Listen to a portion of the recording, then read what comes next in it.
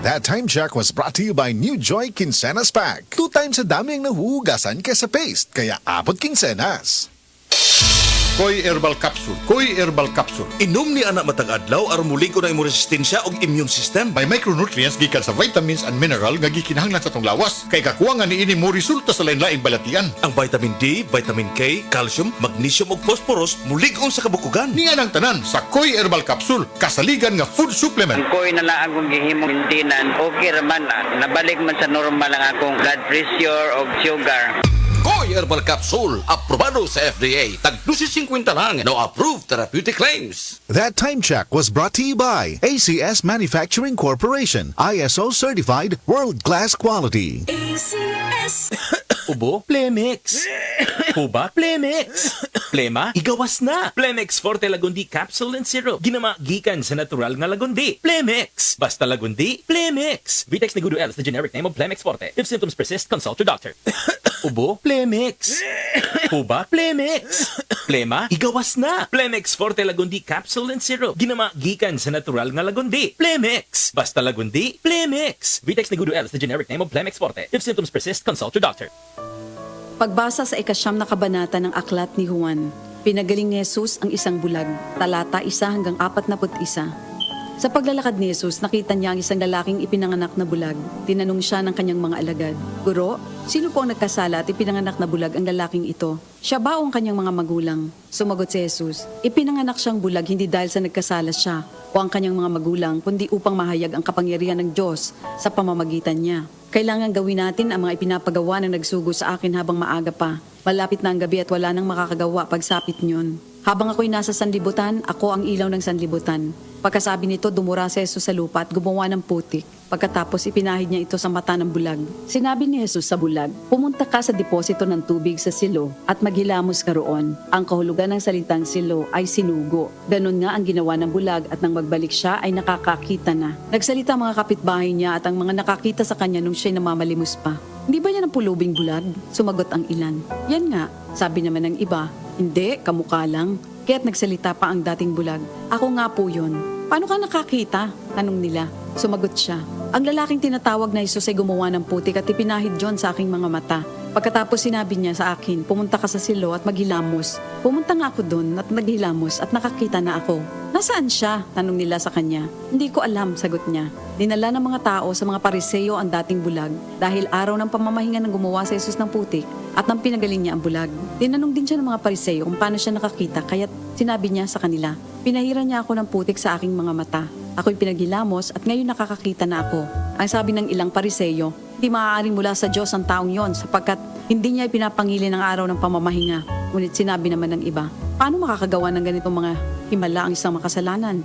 At hindi sila magkaisa. Kaya tinanong nilang muli ang dating bulag, "At ikaw, ano naman ang masasabi mo tungkol sa kanya? Dahil pinagaling niya ang iyong mga mata." "Isa siyang propeta," sagot niya. Ayaw maniwala ng mga Hudyo na siya'y talagang dating bulag kaya't ipinatawag nila ang kanyang mga magulang. "Anak nga ba ninyo ito? Talaga bang siya ipinanganak na bulag? Bakit nakakakita na siya ngayon?" tanong nila. Sumagot ang kanyang mga magulang, "Anak nga namin siya at siya ipinanganak ngang bulag. Ngunit hindi po namin alam kung bakit nakakakita na siya ngayon o kung sino ang nagpagaling sa kanya. Siya na po ang tanungin niyo. May sapat na gulang siya at nakakapagsalita na para sa kanyang sarili." Ganon nga ang sinabi ng kanyang mga magulang dahil takot sila sa mga Hudyo. Alam nilang pinagkakaisa ng mga Hudyo na itiwalag sa sinagoga ang sino mang magpahayag na si Jesus ang Kristo. Ito ang dahilan kung bakit sinabi ng kanyang mga magulang siya'y nasa tamang gulang na. Siya ang tanungin niyo. Muli nilang ipinatawag ang dating bulag at sinabi sa kanya, "Sa pangalan ng Diyos, magsabi ka ng totoo. Alam naming ang taong yon ay makasalanan." Sumagot siya, "Hindi ko po alam kung siya'y masamang tao o hindi. Isang bagay po ang alam ko. Ako'y dating bulag, subalit ngayon ay nakakakita na." "Anong ginawa niya sa iyo? Paano niya pinagaling ang inyong mga mata?" tanong nila. Sumagot siya, "Sinabi ko na po sa inyo at ayaw naman ninyo akong paniwalaan. Bakit gusto ninyong marinig muli? Nais ba ninyong maging alagad din niya?" At siya kanilang minura. "Ikaw ay alagad niya, ngunit kami mga alagad ni Moises. Nalalaman naming nagsalita ang Diyos kay Moises, ngunit ang taong yon, hindi namin alam kung saan siya nanggaling." Sumagot ang lalaki, "Yan nga po ang nakakapagtaka. Hindi nyo alam kung saan siya nanggaling. Gayon pa man, pinagaling niya ang aking mga mata.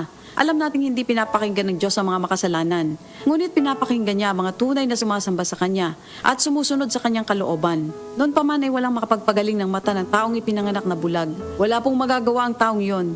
kung siya hindi mula sa Diyos? Sumagot sila, ipinanganak kang makasalanan at ngayon nais mo pa kaming turuan? At siya'y kanilang itiniwalag. Nabalitaan ni Jesus na ang lalaking pinagaling niya ay itiniwalag ng mga Pariseyo.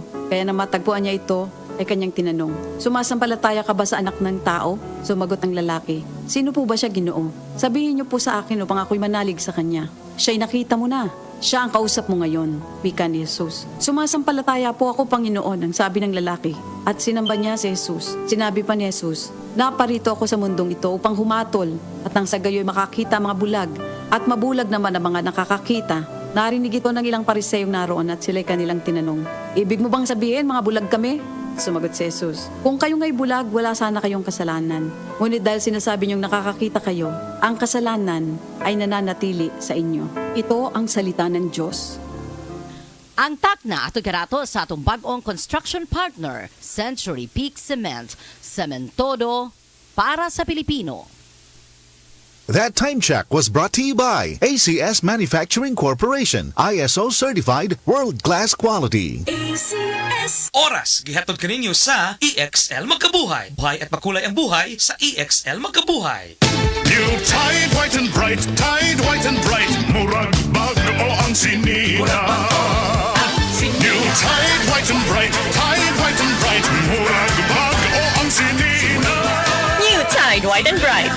Murag Bag-O is based on technical stain removal test on polyester. SED Alert! SED Alert! Lumipat matuod sa kayuhan. Hatid ka na to sa SED Marketing Health Testimonies.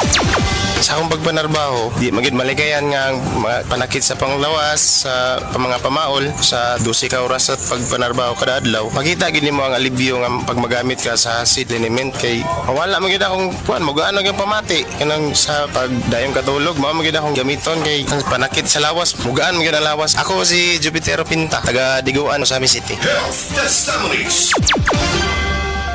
Oras, hatod ka nato sa Camel Soy Sauce. Ang pasyente, Wilfredo Alquizar, tagatawagan si Rao, Cebu City. Ang sakit, grabe na nga bato sa kidney. Di lalim ang iyang pag-antos. Ang kasakit, di katong, o yung akong pangihi sa usa kagabi, ka-18 ngatos ka-20 ko kapangihi. Magsikong mata, sakit kaayo, paminaw na ko, napay mulakaw ko, di na ko hapon halis mo itikal. Karon, maayo na imong lawas. Oo, himsong na, kalos ginawa taon. Bato sa kidney, gi-A1 lang.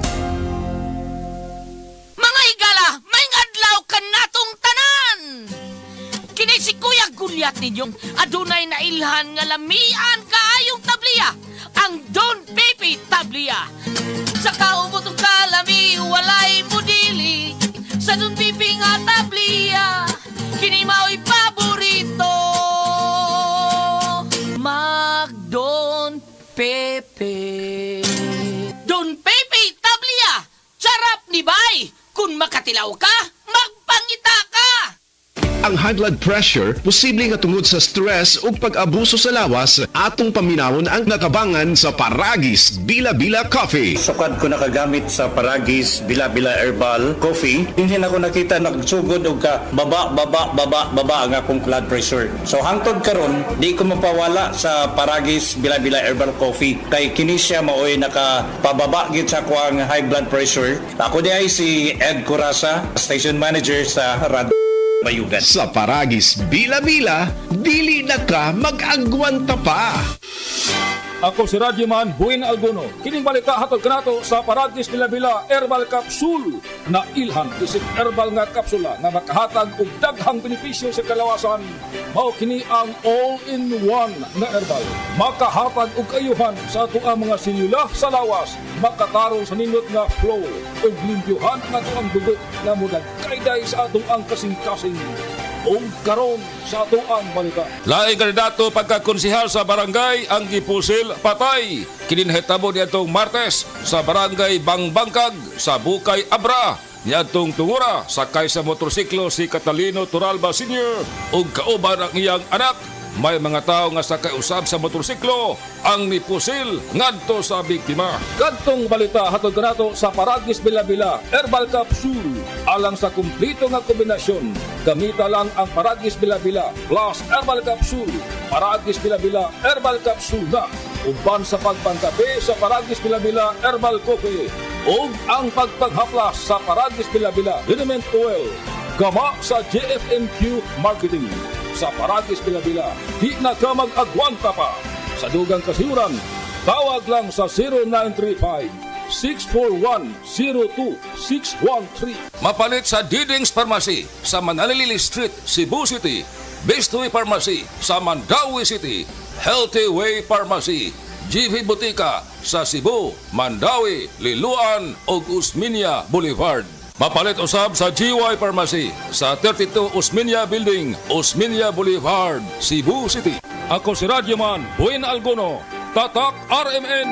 ACS Kwarta Extravaganza. Iyan na ang tsansa ninyong makadaog sa daghang papremyo sa ACS Kwarta Extravaganza. Over 3 million in prizes ang ibang hatag nationwide. Tax-free!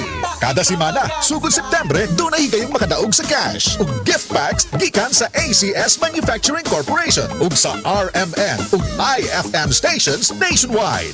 Aron makaapil, isulat lang sa usa ka limpyo nga papel ang inyong pangalan, address, contact number ug pirmahan. Inubanan sa proof of purchase gikan sa Pride Detergent, Star Wax Floor Wax, White Rose Kojic and Papaya Soap, Charm Fabric Conditioner, Shield Bath Soap, Smart Dishwashing Liquid and Paste ug Unique Toothpaste. Isukip kini sa usa ka puti nga envelope. Isuwat sa gawas ang promo title ACS Kwarta Extravaganza. Ang pangalan sa produktong gigamit, ang promo week ug RMN o IFM station nga inyong salputan. Mas daghang entry sa ipadala, mas dako ang higayon nga makadaog. Deadline for submission of weekly entries is every Friday, 5 p.m. of the promo week. ACS Kwarta Extravaganza 2023. Hatod sa RMN ug IFM stations nationwide. Kwarta Extravaganza. See posters and print ads for details. For more information, visit facebook.com/ACS Kwarta Extravaganza and rmn.ph. Promo period is from September 16 to December 16, 2023. Per DOH, FDA, CCH, UHSRR permit number 0753, series of 2023. Kining orasa, dalit ka nato sa A1. Sa A1, mga testimonya dili scripted, dili binayran, tinuod nga kasinatian. This time check is brought to you by Pag-ibig. Umiibig ng wagas, pero huwag kalimutang ibigin ang sarili. You're worth it. Deserve mo ang pag-ibig. At lalong deserve mo ang Pag-ibig regular savings. Up to 25 times more ang pwede mong kitain kaysa sa ibang accounts. Kaya top up na ng monthly Pag-ibig savings. Visit www.pagibigfund.gov.ph to know more. Kini nga balita gihatod kaninyo sa Plemex. Pag may ubo o hika, mag-Plemex agad. Basta lagundi, Plemex. Camel, sukang puti, sasuan mo palami. Camel, sukang puti, maunag yun imong mapili. Camel, sukang puti, sasuan mo palami. Camel, sukang puti, anita na ang sikreto, ang sikreto. Salami. Gulyat t-shirt. Happy Mart. Blouses. Happy Mart. Underwear. Happy Mart. Sapot sa kabataan. Happy Mart. Pantalon. Happy Mart. HAPPY. MERT. Happy Mart. Kasabuan na. Mas gipatasaan pa ang dawat sa prinda sa mga alahas o brilyante. Kada buwan aduna kitay grand rematado sales nga may 10% discount o pwede sa nimong iprinda palit. Aduna sa pinakabaratong CTPL insurance sa mga motorsiklo ug sakyanan. O para sa kasiguruhan sa atong mga minahal, may Health Max o Protect Max nga kaya kayo sa bulsa. Mahimusan nga magsugod og tigom pag abli na og micro savings account. Mudawat na sad karon og mga gadgets sama sa cellphone, laptops, watches, power tools, motorcycle gears ug uban pang mga gamit nga nay kantidad. Agsapte diyan. Unsa pa imong gihuwat? Adto na sa pinakaduol nga Cebuana, Luwilier Branch.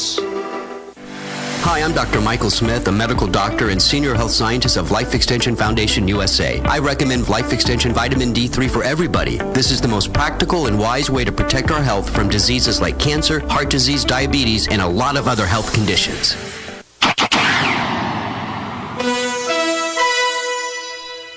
Oras sa mga kasama na 5:46 na. DYHP Bustamante at Galilea sa Unang Radyo, Unang Balik.